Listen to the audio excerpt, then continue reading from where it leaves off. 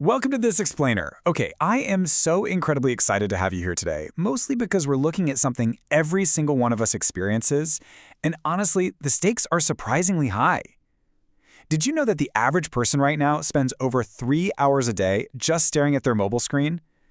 I mean, when you actually add that up, it's literally more than a month out of every single year just gone. Picture this, because I know we've all been here. You open your phone because you've got exactly 5 free minutes. You just want to check one quick message, maybe watch a single video or read a quick headline. And then before you even realize what's actually happened, 30 minutes or maybe even a full hour have completely vanished into thin air. How many times have you told yourself, just one more swipe, just one more post, just one more minute? This simple, seemingly harmless little internal monologue has subtly become one of the absolute defining habits of modern life. And look, our screens are undoubtedly incredible tools, right? For connection, for business, for discovery. But they also possess this uncanny, almost magnetic ability to never quite let us go once we've picked them up. So, let's dive into this. Why is stopping so incredibly difficult? It's so easy to just beat yourself up in these moments and think, ugh, I just lack discipline. But I want to reassure you right out of the gate here. This struggle is deeply rooted in our biology and the highly specific design of the technology in our hands. It is not a moral failing or a simple lack of willpower. To understand exactly how this all works, here is our roadmap for today. First, the endless scrolling trap. Second, the science of the scroll. Third, the cost to your mind. Fourth, breaking the habit loop. And finally, reclaiming your attention. All right, kicking things off with Section 1, the endless scrolling trap. Now, to truly understand how we get stuck in this trap, you gotta remember that the human brain evolved in an environment where information was, well, pretty limited. Today, information is a total fire hose. Your phone fires off thousands of new pieces of stimuli every single day. Think about it, the messages, the breaking news, the funny memes, the ads. Your brain has to constantly evaluate, hey, is this important? So even when you think you're just kicking back, relaxing on the couch and scrolling, your brain is actually working in absolute overdrive. And that leads to some profound mental fatigue. And a huge chunk of this fatigue comes down to how modern media is structurally designed. You see, traditional media gives our brains a psychological signal that we're finished. A TV show has ending credits. A newspaper has a back page. A book has a final chapter. It literally tells your brain, okay, we're done here, time to move on. But social media, it operates on infinite scrolling. By removing that natural boundary entirely, the psychological stop sign just disappears. The app literally never ends, which turns what was supposed to be a quick 5-minute mental break into this surprisingly long, exhausting marathon. Moving right along to Section 2, the science of the scroll. So you've probably heard of dopamine, right? It's usually called the pleasure chemical in pop culture. But the source material makes it abundantly clear that this definition is missing a huge piece of the puzzle. Dopamine is actually a powerful driver of motivation and seeking behavior, and it absolutely thrives on uncertainty. When you check your phone, you have no idea what that next video or post is going to be. Is it going to be boring? Hilarious? Did someone like your photo? That uncertainty creates this wildly powerful 4-part loop in the brain. First, you check. Second, you discover something, maybe a crazy headline. Third, you get that little dopamine reward. And fourth, you are biologically driven to check again. It operates exactly like a digital slot machine right in your pocket. You pull the lever, or, drag your thumb down the screen to refresh, and you wait to see if you want a prize. The pure unpredictability of the very next post is the glue keeping this whole behavioral loop perfectly intact. And hey, dopamine isn't bad on its own. It's essential for learning and survival. But when this specific loop hijacks your attention, hitting the pause button becomes incredibly tough. Which brings us straight to Section 3, the cost to your mind. Listen, attention is arguably the absolute most valuable resource you possess. It completely determines what you learn, what you remember, and ultimately what you accomplish in your life. But this constant attention switching, it shatters sustained concentration. Your mind becomes so used to frequent high-speed stimulation that trying to just sit still and focus begins to feel almost physically uncomfortable. Actually, let's just take a tiny pause right here for a second. Notice how even a tiny stretch of silence can feel strangely long and kind of itchy in our modern world? That discomfort right there is the exact cost we're talking about. So the crucial takeaway here is this. Moving your eyes across a page while constantly glancing at notifications is not actually reading. You might physically be holding a book, but your mind is constantly checking out. Deep learning demands so much more than just being exposed to words. It requires unbroken concentration, processing, connection, and retrieval. If your attention is constantly divided by a vibrating phone, you simply aren't processing information deeply.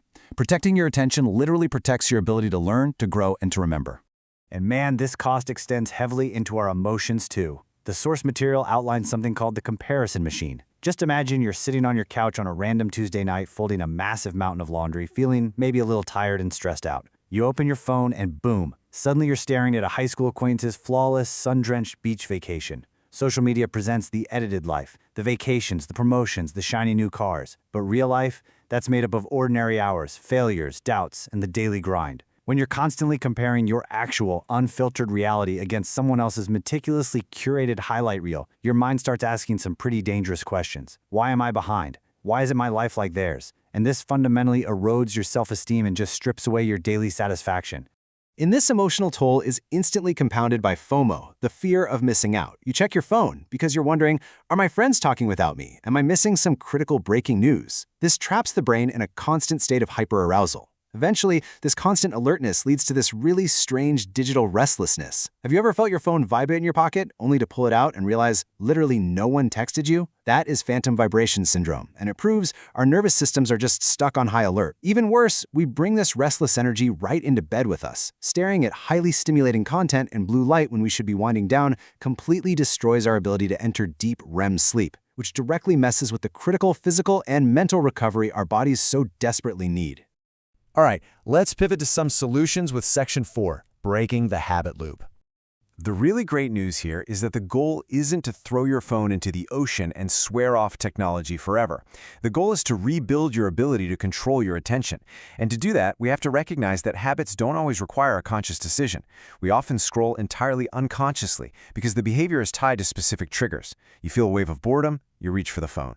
You're waiting in line for a coffee, you grab the phone. Stress, loneliness, or simply waking up in the morning, these are all triggers that kick off the loop before you even realize you've opened an app. Now, we do need to be a bit careful with the word addiction. While clinical addiction is very real for most of us, this is much better understood as a highly compelling behavioral loop. So instead of worrying about intense labels, ask yourself this powerful question directly.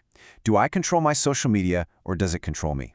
Are you actively choosing to use it to learn or connect, or are you reaching for it automatically to escape uncomfortable emotions or just blindly kill time? If you feel like your device is the one in the driver's seat right now, the source outlines a fantastic, highly actionable 7-day attention reset. And it starts out very small. Day 1, you just observe your habits. No judgment, just watch. Day 2, you go into your settings and ruthlessly clear out those interruptive, non-human notifications. By day 3, you're eating your meals completely phone-free, allowing your brain to actually enjoy the food and the moment. Days 4 and 5, these are absolutely critical because they are all about protecting your brain's most chemically vulnerable times, the first 30 minutes after waking up and the last hour before sleep. Flooding your brain with cortisol-spiking news first thing in the morning sets a totally frantic tone for the day, and doing it at night just crushes your melatonin production. On day 6, you actively replace the scrolling habit with something else. Take a walk, read a physical book, have a real conversation with someone. And finally, on day 7, you review your progress. The ultimate prize at the end of this week isn't just that you gain back a few hours of time. The real prize is that you successfully reclaimed your mental space. And that is a game changer. And that brings us to our 5th and final section, reclaiming your attention. To make those 7 days stick permanently, we really have to establish a new rule of intentionality. Instead of letting an algorithm dictate your behavior, you take the reins. And it starts with introducing a tiny friction point. Before you tap that app icon, just pause. Ask yourself, why am I opening this right now? What am I trying to accomplish? And crucially, when exactly will I stop? That tiny 5-second pause between the emotional trigger and the physical action, it completely rewires your relationship with the technology.